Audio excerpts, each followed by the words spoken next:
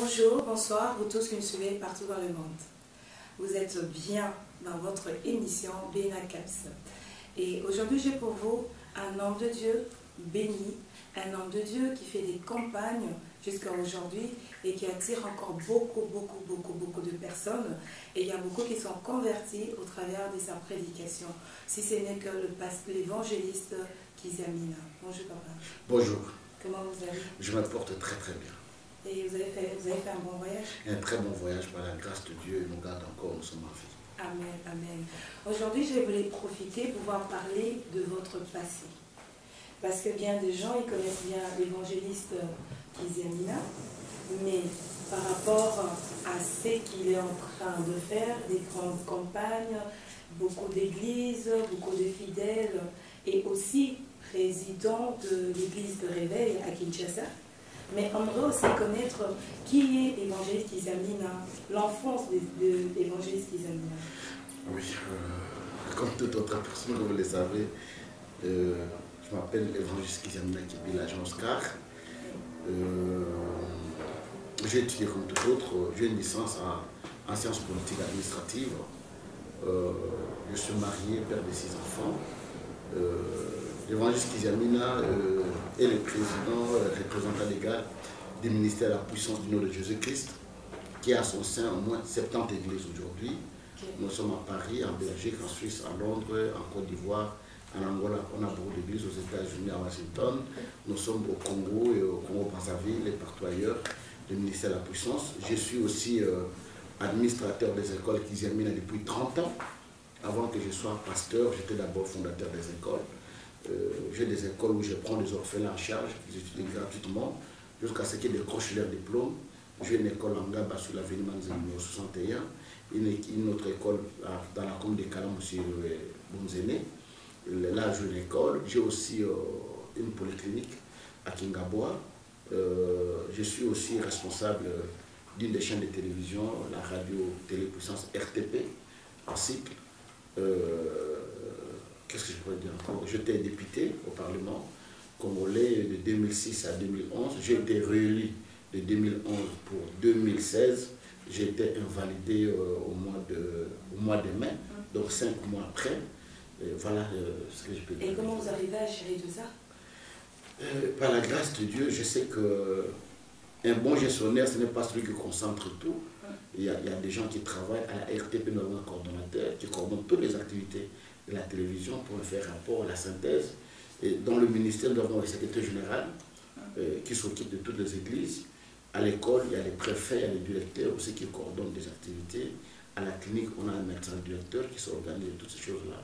Et voilà, il y a des gens qui travaillent et puis je reçois les rapports par la suite. Et vous arrivez à faire la part des choses entre la politique et le ministère? Obligatoirement, on doit faire la part des choses. La politique ne vous influence pas? Non, ça ne peut pas influencer parce que je ne suis pas dans la politique par opportunisme. J'ai eu le temps d'étudier. Je vous ai dit que je fais des Sciences Po. J'ai eu le temps d'étudier pendant 5 ans à l'université. Je ne fais qu'étudier la politique. Et je sais faire la part des choses. Je sais qu'est-ce que c'est la politique, qu'est-ce que c'est le ministère. C'est des choses à part. Quand vous venez dans mon église, vous n'entendrez jamais parler de la politique. Là, je parle du Christ. Et si vous voulez écouter de la politique, c'est ailleurs, dans des réunions que je tiens, par-ci, par-là, ou bien quand j'étais au Parlement, dans mes interventions, je parle de la politique. Mais à l'église, je sais qu'il y a des gens du pouvoir, il y a des gens de l'opposition, il y a des centristes, il y a des gens qui ne s'occupent pas de la politique. Quand ils viennent de l'église, c'est pour prier, non pour la politique. Voilà, je fais la part des choses.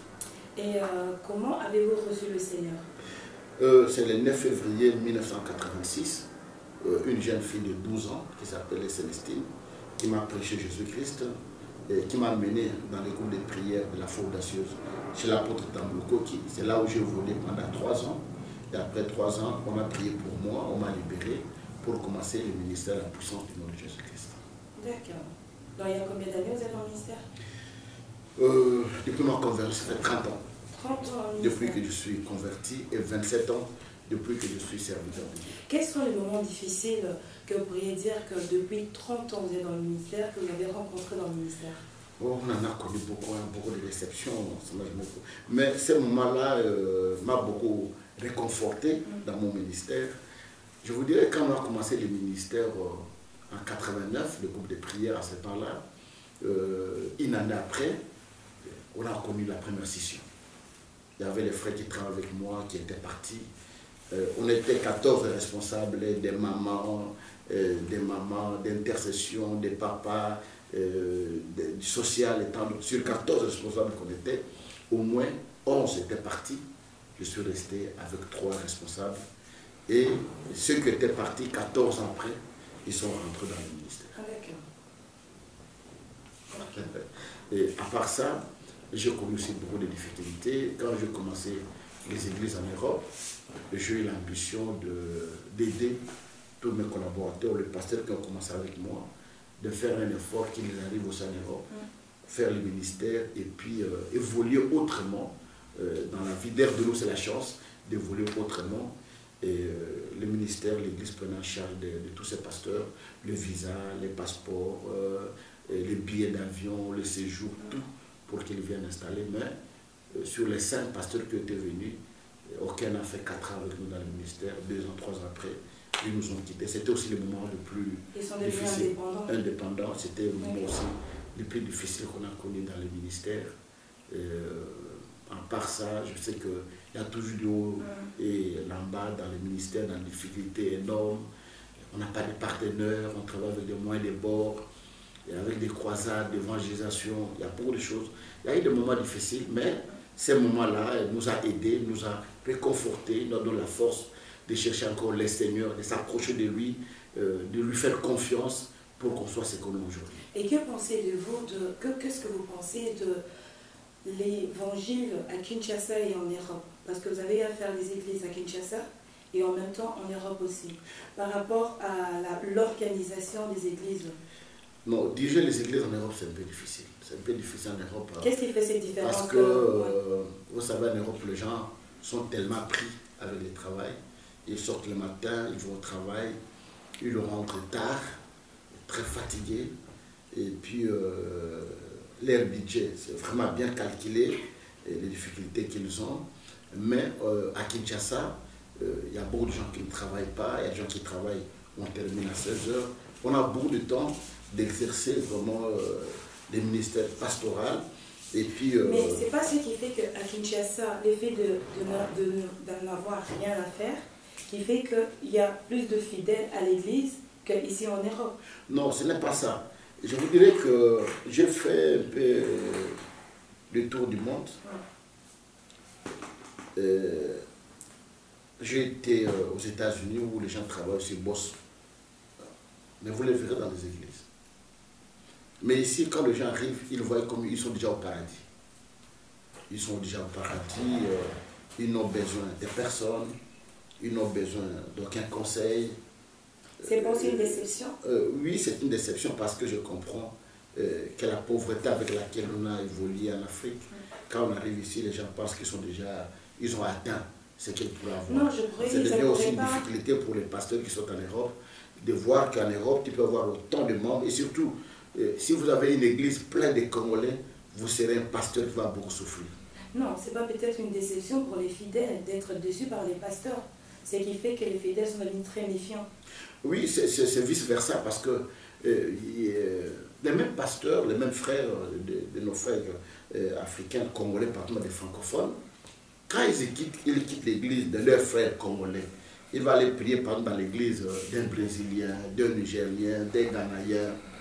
Là, ça ne fait pas de problème, il peut payer sa dîme, il ne demandera pas où va la dîme. Et si ce pasteur achète une belle voiture, vraiment Dieu l'a béni, il a une notion particulière. Mais si les mêmes pasteurs congolais achètent une voiture, c'est notre argent de Mabonza. Vous voyez, il a acheté une voiture, nous souffrons, il a acheté une maison, il a fait ceci, voilà ce qu'il est devenu, il était mince, il a grossi, et la femme du pasteur, voilà comment il a des joues maintenant, et tout. Ça devient tout un problème. Aussi, de l'autre côté, nous les pasteurs aussi, nous avons fait une mauvaise gestion des fois de ce qui, les règles humaines, hein. Il y a des fois l'argent qui est habilité aux instruments, les pasteurs n'ont pas de voiture, ils achètent une voiture ou bien ils organisent autre chose. Mais en réalité, ce sont des fidèles qui sont difficiles à gérer. Il y a eu quand même trop d'abus. Mais les abus sont partout. Mais l'église, c'est un lieu de refuge. Oui. Mais si dans un lieu de refuge, il commence à avoir des abus, dans quelque part, c'est normal que le peuple de Dieu soit déçu. Les abus, vous savez que Dieu était au ciel avec les anges, mais Satan est venu du ciel. Hein? Satan est venu du ciel là où il n'y a que les anges, là que Dieu était avec les siens. C'est là où les abus ont commencé. Jésus qui est Dieu, il a passé toute une nuit pour prier, mais il a eu Judas parmi les gens de ces 12 disciples qu'il avait choisis. Ça veut dire qu'une pratique dans l'église, c'était lieu de la perfection. Nous tendons vers la perfection, mais nous ne sommes pas encore dans la perfection. Donc ça veut dire que les abus, les erreurs doivent être. Et d'ailleurs, je vous dirai une chose. Vous savez, l'homme qu'on appelle David, s'il serait aujourd'hui vivant, David serait aujourd'hui vivant, pasteur David, son église est là, je pense qu'aucun Congolais ne pourra aller prier dans l'église de David. Parce qu'on dirait, mais lui, nous prions le Dieu de David. Mais quand nous lisons la parole de Dieu, vous trouvez que David a pris la femme d'Uri. Et il a fait tuer Uri. Et Dieu même a refusé à David de lui dire, tu ne peux pas me battre les temples parce que tes mains sont souillées de sang. Mais David, et l'homme selon le cœur de Dieu. Et aujourd'hui, si David serait un Congolais ou bien serait au milieu de nous, je ne pense pas qu'il aurait même un seul fidèle dans son église. Si nous tous, parce que les gens voyaient passer. Si on doit se référer à David, donc tout pasteur aura le droit de pouvoir... Non, je ne dis pas ça. Non, je ne dis pas ça. Parce que là, tantôt, vous avez dit que nous tendons vers la perfection. Oui. Et j'ai remarqué, c'est un constat, qu'à l'époque, quand l'évangile a commencé, il y avait cette crainte de la parole de Dieu. Mais aujourd'hui, ce n'est pas la perfection. Nous ne tournons pas vers la perfection. Non, la crainte y est toujours. La crainte y est toujours. Mais je voulais... Je fais une relativité dans ce que je suis en train de dire. Parce que moi, je suis celui qui prend le juste milieu. Je ne suis pas un radical, un extrémiste. Hein, pour dire que non, un pasteur ne peut pas pécher. C'est faux, il a de la chair. Je fais dire que non, un homme de Dieu doit craindre le péché. Il doit craindre Dieu. Il doit marcher dans la conformité de la parole de Dieu. Mais néanmoins, un homme de Dieu peut arriver qu'il trébuche. Mais il n'est pas dit que parce que cet homme de Dieu a trébuché dans sa foi, qu'il n'est pas serviteur de Dieu. Non. Donc, ça peut y arriver qu'il trébuche. Mais il demeure, il se relève parce que la Bible dit, mon serviteur tomba, je l'ai relevé cette fois. Mais il n'est pas dit qu'il doit toujours tomber. Pour Dieu le relève. C'est une chose qui arrive dans la vie des hommes de Dieu. Nous devons craindre Dieu. Et c'est qui est appelé à servir Dieu? Parce que c'est quelque chose que nous remarquons aujourd'hui. Toute personne peut dormir, demain il se réveille et dit oui, je vais commencer l'évangile, je vais commencer mon église. Qui est appelé à servir Dieu? Non, là c'est dans le milieu des Congolais. Non, c'est ce problème qui fait qu'aujourd'hui on a tellement d'abus parce qu'il y a même ceux qui ne sont pas appelés des autoproclamés. C'est que je dis que c'est un problème que nous trouvons dans notre milieu. Dans notre milieu des Congolais. Nous sommes dans une même église. Je suis frère de l'église. Demain je commence une église et les gens me suivent. Même ceux qui étaient avec nous à l'église, avec toi à l'église, qui ne t'ont jamais vu prêcher, ils ne t'ont pas vu là où tu as imposé les mains, et qui ne connaissent pas ton histoire, il faut te suivre. Mais un Nigérien, les anglophones, il ne peut pas venir prier dans l'église d'un pasteur où il ne connaît pas son histoire. La traçabilité dans la vie d'un pasteur doit être de mise. On doit connaître son histoire. Comment il s'est converti. Je vous ai dit, je me suis converti à telle date. Tel qu'il m'a prêché. J'ai évolué sous les pieds d'eux. À telle période, il a prié pour moi pour que je sois ce que je suis aujourd'hui. Mais ce n'est pas le cas. Ce n'est pas le cas, on va partout, on voulait prier parce que quelqu'un parle. Il n'est pas dit que parce qu'on parle de Jésus-Christ, on est chrétien. Il n'est pas dit parce qu'on tient la Bible, on est serviteur de Dieu. Ce sont des choses qui arrivent dans la vie. Mais laissez-moi vous dire une chose que dans notre milieu, n'importe qui peut devenir pasteur, il n'a pas de formation, il n'a pas d'appel, on ne lui a jamais imposé les mains, il n'a pas de père spirituel, c'est un Melchisedec, et comme il a ses moyens, il parle. Donc voilà, c'est tout. Et voilà les difficultés auxquelles nous sommes affrontés aujourd'hui. Et vous, en tant que président de Réveil à Kinshasa, que faites-vous par rapport à ça? Bon, il y a quelques mois que je suis devenu président du Haut Conseil des Églises de Réveil du Congo. Nous sommes en train de faire de notre mieux, de récupérer ces citations, à organiser des écoles du ministère pour que les gens puissent avoir une connaissance, les orienter, corriger les erreurs que nous avons commises dans le passé, voir dans la bonne direction et faire des dialogues en cas de difficulté, des projets qui arrivaient et d'être impartial. Ce n'est pas le cas aujourd'hui. Il y a un frère qui quitte une église, on sait qu'il s'est rebellé et on voit d'autres pasteurs qui soutiennent cet enfant pour lui dire, ah, tu as bien fait vraiment, et tu es parti. Non, on ne fait pas de travail. Et il faut condamner quand il y a des cas de rébellion, on dit non, ce que tu as fait, ce n'est pas biblique. Tu ne peux pas siéger dans nos réunions si tu ne t'es pas réconcilié avec le lieu auquel tu es venu. C'est ça le travail que nous devons faire. Et là, vous aidez aussi la personne qui s'est rébellée de s'approcher du Seigneur. Mais souvent aussi, c'est un moyen peut-être de ridiculiser quelqu'un, de faire tel, et surtout avec les réseaux sociaux que vous avez aujourd'hui, et vous utilisez très mal. Et ça devient que des tralala, de choses inutiles, tout ça. Et on s'attaque, par exemple, si on sait qu'à cette sœur-là, elle fait très bien les émissions, elle a une bonne audience. Quelqu'un va chercher à être en conflit avec toi pour qu'il soit suivi dans les réseaux. Alors, ce n'est pas biblique, ça. Voilà, vous êtes bien dans votre émission Béla Caps. Aujourd'hui, nous remarquons, ça c'est un constat, fait qu'il y a trop de divorces chez les chrétiens. Là, tantôt, vous étiez juste en train de dire que vous avez 6 ans mariés avec 6 enfants. Oui. Qu'est-ce qui fait qu'aujourd'hui, il y a tellement de divorces au milieu des chrétiens? Pas seulement au milieu des chrétiens, mais au milieu des serviteurs de Dieu. Aussi. J'ai tenu une grande conférence à Kinshasa, les 7 causes pour lesquelles les hommes de Dieu divorcent. La première cause, quand on avait commencé le ministère, on croyait que je dois me marier avec cette sœur parce qu'elle chante bien. À la fin du ministère. Bon, non, parce qu'elle chante bien, elle est là. C'est la fin du ministère, c'est comme ça qu'on appelle. Non, au début, c'était la fin du ministère, aujourd'hui qu'on appelle. J'entends les termes, disant les femmes du ministère, et ainsi de suite. Mais à ce temps-là, c'est ça, je décèle les causes pour lesquelles beaucoup de chrétiens ou bien beaucoup de serviteurs de Dieu se divorcent. C'est-à-dire qu'au début, on ne demande pas à Dieu, on ne voit pas la qualité intrinsèque de la femme ou bien de l'homme, on voit la qualité extrinsèque. La femme dit, voilà, ce frère-là, il prêche bien, il chante bien, il anime bien, c'est lui qui veut prendre le mariage. Mais tu crois que tous les jours à la maison, on va commencer à chanter? Non, à la maison, c'est autre chose. Et d'autres personnes, ils disent, voilà, cette sœur-là, quand elle se met au protocole, elle marche très bien, tout ça, elle a une bonne démarche, une bonne taille, c'est celle que je veux mettre dans la maison. Et il ne va pas faire le défilé des modes, bien des miss à la maison. Et il y aura d'autres problèmes. Et il y a d'autres choses aussi. Les pasteurs se sont engagés sans demander à Dieu certaines choses. Aujourd'hui, les pasteurs trouvent que Dieu l'a élevé. Il a des possibilités, mais le niveau de la femme qu'elle a ne correspond pas avec le niveau que Dieu l'a amené. Mais quand vous dites demander à Dieu, c'est très subtil dans le sens où à l'église, pour que nos frères et sœurs puissent se marier, tu entends la prédication, le pasteur prêcher, dire non, il faut que Dieu te parle ou avoir une vision. Est-ce que pour me marier, je dois avoir une vision de l'homme que je vais épouser? Non, ce n'est pas une vision. Comment s'y prendre? C'est-à-dire qu'il faut juger les qualités, voir aussi les défauts de la personne qui veut prendre. Si je t'accepte comme tel, je crois en toi. Mais il ne faut pas partir par enthousiasme. Parce que cette sœur-là, elle est belle, cette sœur-là, ce frère-là parle bien, cet homme-là prêche bien, je m'engage avec lui. C'est un atout? Oui, c'est un atout, mais ce n'est pas un atout de mariage.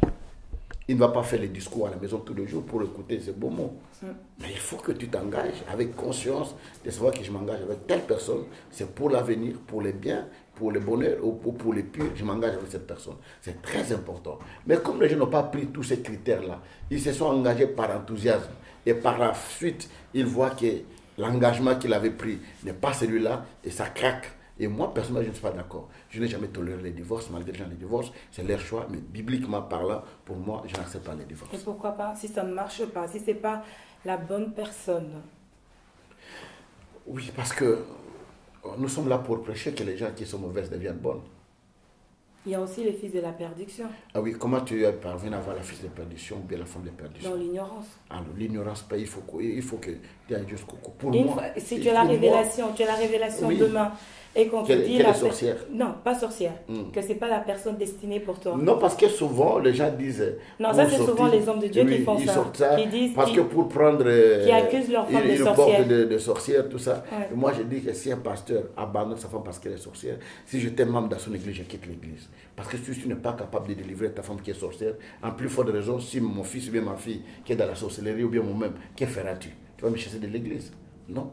Donc, moi je pense que dire que ce n'est pas la femme, ou bien Dieu te révèle que ce n'est pas elle, ce n'est pas aujourd'hui que Dieu va te révéler. Il faut demander la révélation dès le départ. Si tu as commis une erreur dans la marche, il faut l'assumer. Mais comment déceler? Comment déceler, savoir que non, c'est la bonne personne? Comment le faire? on connaît là pas ses fruits. Comment on peut savoir que c'est un manguier? Ce n'est pas le fruit. Mais pour savoir que c'est un manguier, ça prend du temps. Avant de savoir que c'est un manguier. Voilà pourquoi le mariage, on ne le va pas tout de suite. C'est interdit chez les chrétiens de rester longtemps fiancés aussi. Non, on n'a pas le temps de les minimum une année, les maximum pour aller à 2 ans de fiançailles. Et pendant 2 ans, on peut connaître quelqu'un. 2 ans. Vous partez chez les psychologues pendant 2, 3, 4 jours, ils peuvent connaître ce que tu as comme problème. Pendant 2 ans, 3 ans, il est spécialisé dans ça. Et il faut y avoir. Voilà, c'est comme ça dans le mariage. Il faut avoir des conseillers conjugaux qui doivent conseiller les couples avant d'y aller au mariage. Dans notre église, nous avons un couple qu'on appelle le couple. Qu'est-ce qu'on appelle encore? Couple de mariés. Oui, le couple de mariés. Les responsables de mariés. Pardon? Commission de couple. Donc, commission de couple, dans cette commission de couple, nous avons ceux qui sont mariés, ceux qui ont l'expérience, qui se réunissent tous les mercredis pour partager l'expérience. Et les jeunes gens qui veulent s'engager, on les envoie là-bas pour les former, pour suivre les enseignements pendant un moment avant de s'engager dans le mariage. Et pendant ce temps-là, nous vous disons, vous suivez les enseignements, vous voyez, si vous trouvez que vous n'êtes pas prêt à vous engager, comme vous n'êtes pas encore dans le mariage, vous êtes libre de vous séparer. Maintenant, le pasteur qui est marié, qui était marié, divorcé, responsable dans une église, oui. Qu'est-ce que le fidèle doit faire? Il doit rester dans cette église ou il doit partir? Non, c'est leur choix. C'est un peu mal dit, c'est leur choix. C'est leur choix de voir. Le pasteur doit être exemplaire. Oui, c'est leur choix. Si quelqu'un pense que je dois rester, il est libre. S'il pense qu'il doit partir, il est libre. Ce n'est pas à moi à dire que non, ils doivent partir, ils doivent rester. Non, en vous entendant parler, vous avez dit que vous êtes contre le divorce. Moi, je suis contre le divorce. Je n'ai jamais accepté personnellement le divorce. Je suis contre ça. Je n'ai jamais accepté. Mais chacun est libre de faire son choix. Qui suis-je moi pour juger les serviteurs d'autrui? Il est libre de le faire. Donc, les fidèles peuvent aller à l'église. Continuer à aller à l'église. Ils sont libres. Et comment est-ce qu'un fidèle peut choisir son église? D'abord, on ne choisit pas, c'est Dieu qui appelle. C'est Dieu qui oriente. Il y a autant d'églises dans la ville de Bruxelles. Si Dieu t'envoie à telle église, parce qu'il sait ce qu'il a préparé pour toi dans cette église où il t'a envoyé. Voilà pourquoi j'ai été toujours contre la pêche dans l'aquarium. C'est-à-dire que les gens qui vont chercher des fidèles dans d'autres églises pour les amener dans leurs églises. Je suis contre ça. Voilà pourquoi moi je suis évangéliste. Si j'ai besoin de fidèles à gagner les âmes, j'ai organisé des campagnes d'évangélisation. Ceux qui ne connaissent pas le Seigneur, ils les reçoivent Jésus-Christ, je les encadre, ils deviennent ce qu'ils sont devenus aujourd'hui. Vous ne verrez aucun pasteur. Prenez votre micro, circulez dans cette ville. J'ai prêché dans beaucoup d'églises. Dites seulement un fidèle qui vous dira que il était dans telle église. Moi qui les amène, je lui ai dit de quitter telle église et de venir prier chez moi. Il n'y en a pas. Voilà pourquoi j'ai une très bonne relation. Même au pays, au Congo, partout ailleurs, il y a des pasteurs qui ont voyagé, qui m'ont laissé leurs églises. Ils disent, oh, je voyage pour 2 mois, qu'ils amènent et restent avec mon église. Je reste, aucun fidèle n'a quitté cette église pour venir dans mon église. Mais qu'est-ce qui fait, parce que la Bible dit, vous allez jusqu'à l'extrémité de la terre pour annoncer l'évangile. Mais tous les Congolais, les pasteurs congolais qui viennent en Europe, dans leur église, il n'y a que des Congolais. Est-ce que l'évangile n'est que pour les Congolais ou l'évangile est pour tout le monde? Non, c'est tout le monde. Mais qu'est-ce qui fait qu'on a du mal à pouvoir sauver d'autres nationalités? Bon, le problème que nous avons, que nous sommes limités. Nous ne nous adaptons pas dans la situation du milieu. Nous arrivons en Europe, nous arrivons dans ce pays anglophone, nous ne faisons pas un effort d'apprendre la langue du pays dans lequel nous nous trouvons. Nous prêchons à Lingala et nous chantons les cantiques à Lingala, et tout se passe à Lingala, et de deux, nos Congolais qui viennent en Europe ne font sur aucun effort de s'adapter à apprendre la langue. Vous verrez une maman, elle a fait 20 ans ici, mais dans tous les bureaux, il parle avec son enfant pour interpréter dans tel papier qu'on a demandé, et ainsi de suite. Donc on ne s'adapte pas, c'est ça notre difficulté qui fait qu'on est limité dans ce qu'on devrait faire.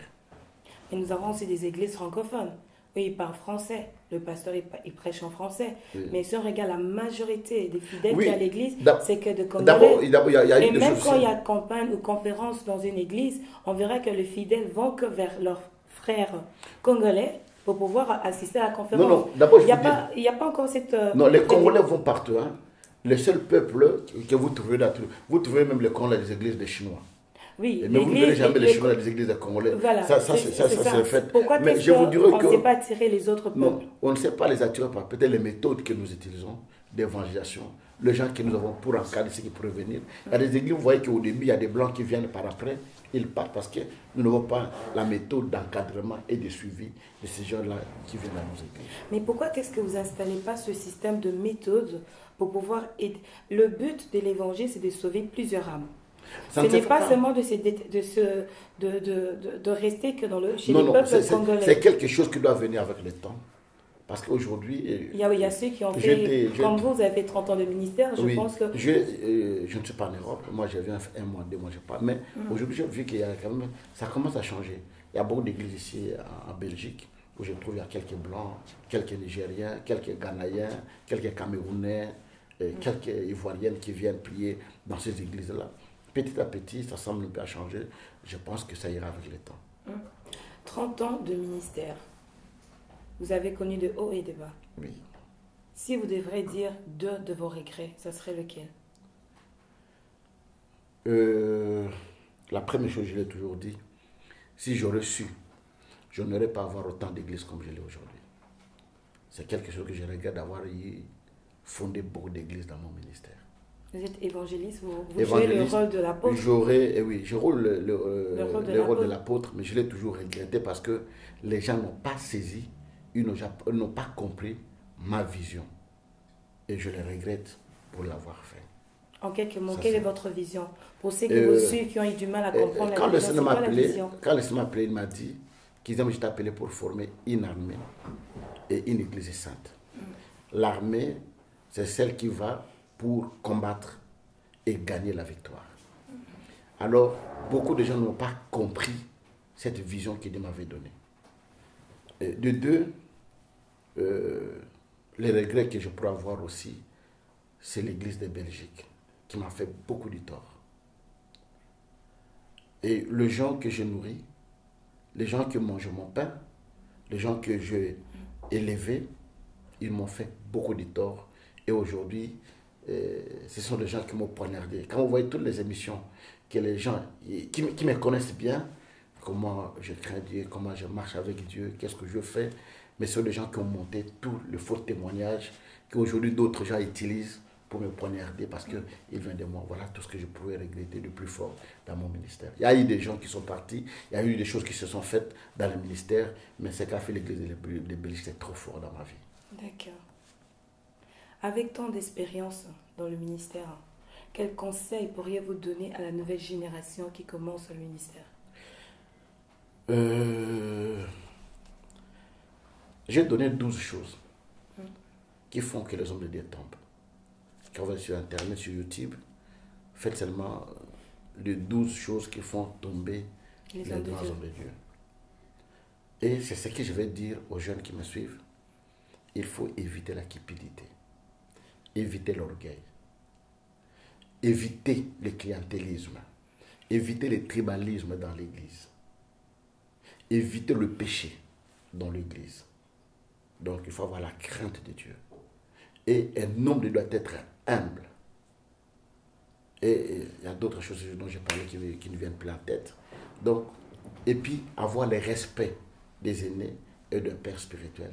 Si tu n'as pas un père spirituel, c'est mieux d'avoir un mentor auprès de qui tu peux te confesser, qui peut prier pour toi, qui peut t'orienter, qui peut te blâmer, qui peut te dire quelque chose que tu pourrais écouter. C'est très important.